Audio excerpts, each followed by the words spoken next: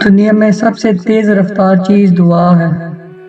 ये दिल से ज़ुबान तक का सफर बाद में तय करती है, मगर खुदा तक पहले पहुंच जाती है।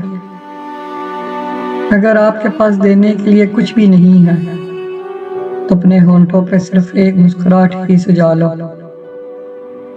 यकीन रखो, ये आपका तोहफा हर शय से कीमती होगा। हर चीज अपने वक्त पे अच्छी लगती है। नेकी का सही वक्त जवानी है। हम नेकियां उस वक्त करते हैं जब हम बुराइयां करने के काबिल नहीं रहते।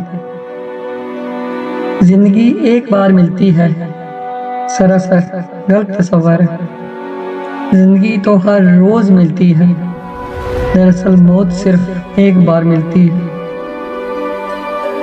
तुम ये कैसे कह सकते हो कि फलां घटिया है और फलां बढ़िया?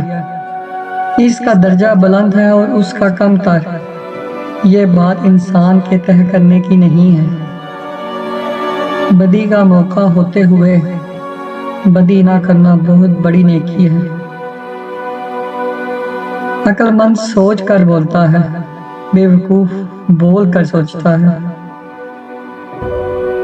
एक दिन मैंने अम्मी से पूछा कि जिनकी माएँ नहीं होती, इनके लिए दुआएं कौन करता है? वो बोली, दरिया अगर सूख भी जाए तो भी रेत से नमी नहीं जाती।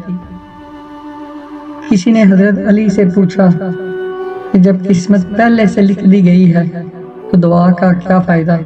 तो फरमाया कि हो सकता है किस्मत में यही लिखा हो कि मांगने से मिलेगा।